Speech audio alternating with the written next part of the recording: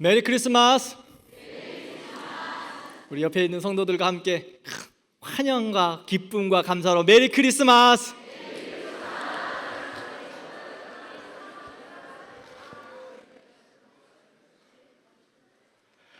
성탄의 은혜와 축복이 우리 모든 성도들에게 그리고 가정 가운데 충만하기를 기도합니다. 세상은 갈수록 성탄의 주인공 되신 예수님도 잊어버리고 성탄의 의미도 상실한 채 화려한 장식과 휴일의 즐거움으로 도배를 하고 있지만, 성탄절은 하늘 영광 버리시고 이 땅에 육신을 입고 오신 예수님의 탄생을 기념하는 날입니다. 성탄절을 영어로 뭐라고 하죠?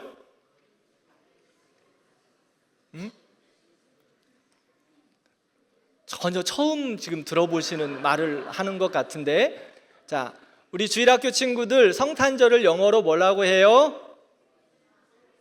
크리스마스. 처음 들어봤어요? 성탄절을 영어로 크리스마스라고 합니다. 이 말은 크라이스트, 그 다음에 메스, 이 두 단어가 합성되어 있어요. 그래서 성탄절 크리스마스는 예수님의 탄생을 기념하며 예배하는 날입니다. 성탄절은 뭐 하는 날이라고요? 예수님의 탄생을 기념하며 예배하는 날. 성탄절에 예배하지 않으면 성탄절의 의미도 모르고 살아가는 거예요. 우리 모든 대광교회와 우리 다음 세대의 자녀들이 이 성탄절 예수 그리스도의 탄생의 의미를 깊이 알고 예배하는 우리 모든 성도들과 우리 자녀들 되기를 축원합니다. 오늘 말씀 속에서 천사들이 목자들에게 전해준 예수님의 탄생의 의미들을 살펴보며 감사와 기쁨이 가득한 성탄절 예배가 되기를 기도합니다. 첫 번째, 성탄의 의미는 구원의 날입니다. 성탄절은 구원의 날. 11절을 보면 오늘 다윗의 동네에 너희를 위하여 구주가 나셨다라고 말씀합니다. 구주. 이 구주라는 말이 무슨 말일까요? 구원하시는 분, 구속하시는 분 말하고 있습니다. 예수님이 사람의 몸을 입으시고 탄생하신 사건을 구주가 나셨다라고 말합니다. 마태복음 1장에서도 예수님의 탄생을 말씀하면서 자기 백성을 그들의 죄에서 구원할 자라고 말합니다. 즉 예수님께서는 우리를 구원할 구원자이십니다. 그런데 예수님의 탄생이, 우리를 구원하시기 위한 예수님의 탄생이 그저 갑자기 일어난 것일까요? 아닙니다. 예수님의 탄생은 구약에서부터 약속된 하나님의 뜻이었습니다. 이사야 9장 6절 말씀을 우리 한 목소리로 같이 읽겠습니다. 이는 한 아기가 우리에게 낳고 한 아들을 우리에게 주신 바 되었는데 그의 어깨에는 정사를 메었고 그의 이름은 기묘자라, 모사라, 전능하신 하나님이라, 영존하시는 아버지라, 평강의 왕이라 할 것임이라. 아멘. 예수님은 하나님의 독생자로 전능하신 분입니다. 기묘라, 모사라라고 말하는데 예수님은 메시아로 경이롭고 지혜로우신 분이다 라는 것을 말하고 있습니다. 그리고 예수님은 영원 무궁하신 하나님이십니다. 그런데 하나님께서 우리의 구원을 위하여, 우리의 구속을 위하여 하나님의 아들 예수 그리스도를 이 땅에 선교사로 보내셨습니다. 우리를 향한 하나님의 사랑의 약속을 이루어 주셨습니다. 우리의 구원을 위하여 하나님이 친히 이 땅 가운데 사람의 몸을 입고 오셔서 우리의 구주가 되셨습니다. 마이크로소프트 창업자인 빌 게이츠 아십니까? 네. 세계에서 가장 활발한 자선 사업을 하고 있는 인물 중 한 명입니다. 그가 기부한 기부액이 얼마나 될까요? 마이크로소프트 창업자인 빌 게이츠가 기부한 기부 금액이 얼마나 될까요? 176조 원이랍니다. 이 앞에는 조금 놀랐는데 저 뒤에와 2층은 그 176조라고 해도 별 감흥이 없으시네.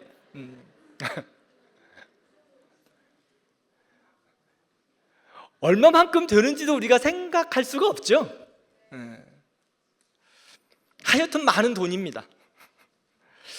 이 기부를 통해 세계의 공중보건, 에이즈, 교육, 빈곤 퇴치 등과 같은 그러한 곳곳에 그러한 기부 금액이 쓰이고 있다고 합니다. 그러나 이것보다 더 놀라운 일이 있습니다. 성탄절의 주인공 되신 예수님, 그를 이 세상에 보내주신 하나님의 사랑의 크기와 넓이와 높이는 20조, 200조, 2000조, 그것과는 비교가 될 수 없는 더 큰 사랑이셨습니다.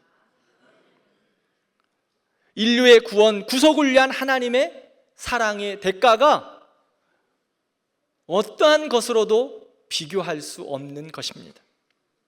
우주를 다 내어놓는다고 해도 비교할 수가 없고 바꿀 수 없습니다.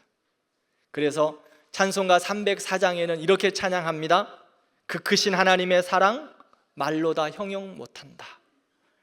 하나님의 사랑을 하늘의 두루마리 삼고 바다를 먹물 삼아도 다 기록할 수 없다라고 표현합니다. 그런데 이렇게 성탄절의 구원은 과거의 사건에만, 과거의 시간에만 머물지 않습니다. 오늘날에도 예수님은 우리의 구원자로 역사하시고 우리에게 참 안식과 쉼을 허락하여 주십니다. 마태복음 11장 28절 말씀을 보면 수고하고 무거운 짐진 자들아 다 내게로 오라. 내가 너희를 쉬게 하리라. 예수님의 탄생을 통한 구원의 역사는 우리의 영혼 구원뿐 아니라 오늘 또 수고하고 짐지고 아파하고 어려워하는 우리들에게 여전히 소망의 능력이고 구원의 능력이 됨을 믿습니다. 성탄은 우리를 향하여 하나님의 모든 것을 아끼지 않고 쏟아부어 주신 구원의 날입니다. 두 번째, 성탄은 기쁨의 날입니다. 10절 말씀을 보면 천사들이 보라, 내가 온 백성에게 미칠 큰 기쁨의 좋은 소식을 너희에게 전한다 말씀합니다. 큰 기쁨의 좋은 소식이 무엇입니까? 예수 그리스도. 다시 한번 묻겠습니다. 큰 기쁨의 좋은 소식이 누구이십니까? 그렇습니다. 왜 예수님이 우리에게 큰 기쁨의 좋은 소식이 되었습니까? 지난주일 말씀드렸는데 기억하시고 말씀하시는 거죠? 첫 번째, 구원의 기쁨 되시기 때문입니다. 두 번째, 임마누엘의 기쁨 되시기 때문입니다. 세 번째, 영광의 기쁨 되시기 때문에 예수님이 우리에게 큰 기쁨의 좋은 소식입니다. 그런데 우리가 예수님을 만나면 기쁨이 있는데 기쁨이 없어지는 이유는 바로 누구 때문일까요? 우리가 기쁨을 상실하는 이유는 누구 때문일까요? 사탄, 맞습니다. 그리고요, 옆에 있는 분 때문에 기쁨을 잃어버릴까요? 바로 나 때문에 기쁨을 잃어버립니다. 하나님의 기쁨을 선택하지 못하고 우리의 계획, 기준, 판단, 욕심, 고집으로 예수님께서 주신 기쁨을 빼앗기고 있습니다. 기쁨을 잃어버리는 거예요. 그러므로 지난주 말씀드렸죠? 우리는 기쁨을 선택해야 한다. 기쁨을 선택해야 한다. 예수님을 선택해야 한다. 붙잡아야 한다. 기뻐하라고 명령하신 예수님의 말씀에 순종해야 합니다. 그래서 은혜의 통로, 기쁨의 통로, 무엇을 선택해야, 바르게 선택해야 한다고 그랬죠? 큰일 났네요. 일주일도 아니고 3일 지났는데. 우리가 예배를 바르게 선택해야 된다 그랬죠? 온 마음과 전심을 다하여 하나님을 향하여 예배해야 한다. 예배를 바르게 선택해야 한다. 그래야 예배가 회복되면 은혜가 회복되고, 은혜가 회복되면 기쁨이 회복된다. 내 계획과 기대에 맞지 않더라도 하나님 앞에 예배하는 것을 바르게 선택하여 엎드려 경배하고 예배해야 된다. 그래야 하나님의 기쁨이 우리 안에 충만하다 말씀했습니다. 사랑하는 성도 여러분, 기쁨이신 예수 그리스도 선택하길 바랍니다. 기쁨의 통로, 은혜의 통로, 예배를 바르게 선택하는 우리 성도들 되기를 축원합니다. 세 번째, 성탄절은 평화의 날입니다. 14절 말씀을 보면 땅에서는 하나님이 기뻐하신 사람들 중에 평화로다라고 말씀합니다. 예수님의 성탄은 모든 사람들에게 참된 평화를 주신, 선물로 주신 평화입니다. 모든 사람은 죄로 인하여서 하나님의 영광을 잃어버렸고 기쁨을 잃어버렸습니다. 하나님과 평화할 수 없게 되었습니다. 죄로 말미암아 사람과의 평화도 깨어져 버렸습니다. 모든 우주 만물의 자연 질서도 깨어져 버렸습니다. 그래서 로마서 3장 말씀을 보면 모든 사람이 죄를 범하였음에 하나님의 영광에 이르지 못한다라고 말씀합니다. 그러나 성탄은 이 깨어진 상태, 단절된 상태, 찢어진 상태를 회복하기 위한 하나님의 구원의 시작입니다. 예수님은 우리의 죄를 대신하여 십자가에 죽으심으로 하나님과 우리와의 찢어진 관계를 이어놓으셨습니다. 예수님이 화평의 다리를 놓으셨습니다. 성탄은 바로 이 평화가 시작된 날입니다. 세상은 평화를 원한다고 합니다. 우리도 평화를 얻기를 원합니다. 그런데 우리 안에서 참된 평화를 찾을 수가 없습니다. 인생들의 모습 속에서 아무리 좋은 정책과 좋은 정치와 좋은 계획을 해도 인생들의 모습 속에서는 참된 평화를 이룰 수 없습니다. 표면적으로는 평화로운 것처럼 보이는지 모릅니다. 그러나 내적으로는 여전히 불안하고 다투고 두려워하고 아파합니다. 그러나 예수님은 이렇게 아파하는 우리들, 깨어진 우리들, 진정한 평화가 없는 우리들에게 참된 안식과 평화를 주셨습니다. 요한복음 14장 27절 말씀 함께 읽겠습니다. 평안을 너희에게 끼치노니 곧 나의 평안을 너희에게 주노라. 내가 너희에게 주는 것은 세상이 주는 것과 같이 아니하니라. 너희는 마음에 근심하지도 말고 두려워하지도 말라. 아멘. 하나님께서 우리에게 참된 평안을 주셨습니다. 세상이 알 수 없는 평안, 세상이 줄 수 없는 평안을 우리에게 주셨습니다. 그리고 성탄절은 이렇게 평화로 시작된 날이지만 완성될 평화는 예수 그리스도의 재림으로 완전해집니다. 예수님께서 평화를 우리에게 주시기 위하여 이 땅 가운데 오셨지만 그것은 시작이었고 예수 그리스도의 재림의 날에 완전한 평화가 이루어집니다. 이사야서 11장을 보면 하늘나라의 영광과 평안을 보여줍니다. 가장 평화로운 상태, 기쁨과 안정이 넘치는 상태, 그러한 모습을 보여주고 있습니다. 저는 이사야 11장의 이 말씀 지금도 찬양으로 기억하고 있습니다. 사막에 샘이 넘쳐 흐르리라, 사막에 꽃이 피어 향내 내리라. 주님이 다스리는 그 나라가 되면은 사막은 꽃동산 되리.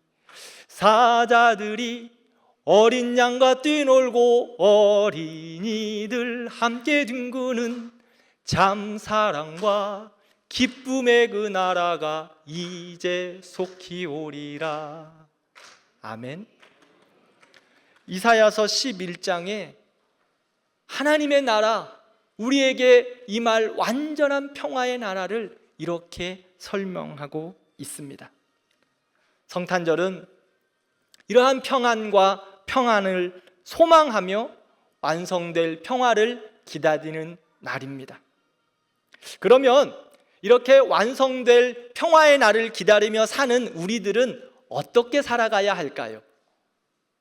마태복음 5장 9절 말씀을 함께 읽겠습니다. 화평하게 하는 자는 복이 있나니 그들이 하나님의 아들이라 일컬음을 받을 것이미요. 아멘. 아담의 범죄 이후 화평은 깨어져 버렸습니다. 분쟁과 전쟁은 계속됩니다. 이런 세상 가운데 예수님은 평화의 왕으로 오셨습니다. 그리고 십자가로 우리를 화목하게 하시고 참된 평화를 주셨습니다. 그리고 우리에게 말씀하셨습니다. 화평하게 하는 자는 복이 있다. 너희도 평화를 만드는 사람이 되어라. 예수님이 화평이 너희들에게서 드러나야 한다. 너희가 있는 곳에 분열과 다툼이 아니라 하나님의 사랑이 있어야 한다. 너희가 있는 곳에 원망과 불평과 다툼이 아니라 평안과 기쁨과 감사와 평화가 넘쳐나야 한다. 우리에게 명령하셨습니다. 사랑하는 성도 여러분, 우리는 평화의 도구입니다. 화평하게 하는 자, 하나님의 아들이라 일컬음을 받는다 말씀합니다. 하나님의 자녀라는 말씀이죠. 우리는 모두 하나님의 자녀인 걸 믿습니다. 다시 한번 우리 어린이들도 같이 합시다. 우리 모든 성도들은 하나님의 자녀인 것을 믿습니다. 그래요. 그러면 우리는 화평하게 하는 자입니다. 우리는 하나님의 자녀입니다. 그러므로 우리는 화평하게 하는 자입니다. 평안을 전하는 자입니다. 세상은 평안이 없습니다. 지금도 보세요. 얼마나 전쟁이 많이 있습니까? 북한 군들이 동토의 그 얼어붙은 땅에서 지금 전쟁하고 있고, 이스라엘을 가도 지금도 전쟁하고 있고, 또한 수많은 곳곳에서 내전이 지금도 우리가 알지 못하는 곳에서 얼마나 내전이 많이 일어나는지 모릅니다. 그게 인생들의 모습입니다. 그런데 주님은 우리에게 말씀합니다. 너희는 평화를 전하는 자다. 외국뿐만 아니라 우리 한국 사회는 지금 모진 고통을 감당하고 있습니다. 우리 나라뿐인가요? 우리 개인의 모습은 어떠십니까? 우리의 모습은 어떠십니까? 우리 교회가 고난과 고통당하는 우리나라에 평화가 깨어진 사람들에게 주님의 위로와 평안을 전하는 축복의 통로가 되었으면 좋겠습니다. 이것이 우리의 사명입니다. 예수님은 우리에게 구원을 주셨습니다.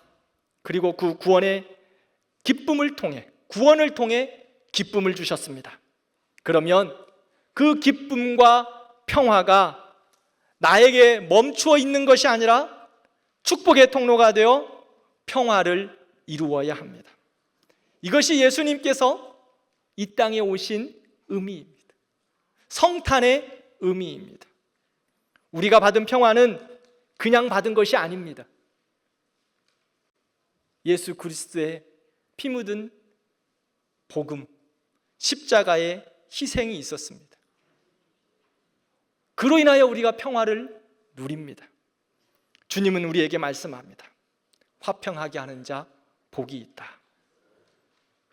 너희가 그리스도의 십자가로 화평을 얻었기에 너희도 화평하는 자 되어라. 그렇다면 평화의 자리, 화평의 자리가 우리가 그 자리인데 그냥 그 자리에 앉아 있는다고 되겠습니까? 아니요. 십자가의 희생이 있어야 합니다. 화평은요, 평화는요, 그냥 이루어지지 않습니다. 희생이 있습니다.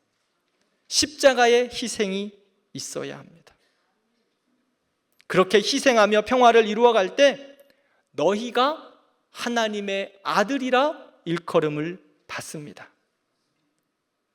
사랑하는 성도 여러분, 우리 주변에 깨어진 평화가 있습니까? 우리 안에 다툼이 있습니까? 우리 안에 원망이 있습니까? 우리는 화평을 전하는 자입니다. 먼저 평화하십시오. 사랑하는 성도 여러분, 우리가 먼저 화평하십시다. 혹시 오늘 아침에 부부간에 싸우면서 나오신 분 계십니까? 빨리 가야 되는데 뭉개고 있는 남편 때문에 화가 나가지고 또 와서 보니까 자리도 없어가지고 자리를 못 찾아가지고 이리저리 왔다 가면서 지금 화가 많이 나 계신 우리 남편 성도 계십니까? 화평을 전하십시다. 믿음 좋은 남편 된 여러분, 믿음 좋은 아내 된 여러분, 여러분들이 희생하면 여러분들의 가정에, 부부의 화평이 임할 줄 믿습니다. 누군가는 희생해야 합니다. 우리 교회 안에 누군가는 희생해야 합니다. 우리 목장 안에 누군가는 희생해야 합니다. 평화는 그냥 오지 않습니다. 절대로 그냥 오지 않습니다. 십자가의 희생이 그 안에 있어야 평화가 임합니다. 우리 교회가, 우리 목장이, 우리 교구가, 또 우리 기관이, 우리 주일학교가 누군가가 희생하고, 아니 누군가가 하지 말고 우리 모두가 희생해서 하나님의 평화가 우리 교회 안에 풍성하기를 기도합니다. 누군가 하니까 네가 해, 네가. 네가 해, 너는 네가 하면 돼 라고 하지 말고 누가 해야 될까요? 내가. 따라서 합시다. 내가 희생해야 평화가 임한다. 자, 손도 가슴에 딱 올리면서 이 성탄 주일에 우리 친구들, 어린이들도 같이 하자. 내가 희생해야 평화가 임한다. 그래요. 주일학교 친구들, 엄마 아빠가 희생해야 우리 가정에 평화가 임하는 이도 맞아요. 그런데 누가 희생해야 돼? 내가 희생해야. 우리는 평안이 깨어지고 다툼과 분열, 전쟁이 가득한 세상 속에서 평화를 만들어가는 사람들입니다. 기쁨을 만들어가는 사람들이에요. 예수 그리스도의 사랑을 전하는 자들입니다. 평화를 이루어가는 우리를 향하여 무엇이라고 말할까? 누구야? 너는 하나님의 아들이야. 평화를 만들어가는 자, 화평하게 하는 자를 향하여 하나님의 아들이라고 말했잖아요. 우리 옆에 분들에게 서로 인사합시다. 남자분들이면 당신은 하나님의 아들이십니다. 당신은 하나님의 딸이십니다. 자, 서로 당신은 하나님의 아들이십니다. 당신은 하나님의 딸이십니다.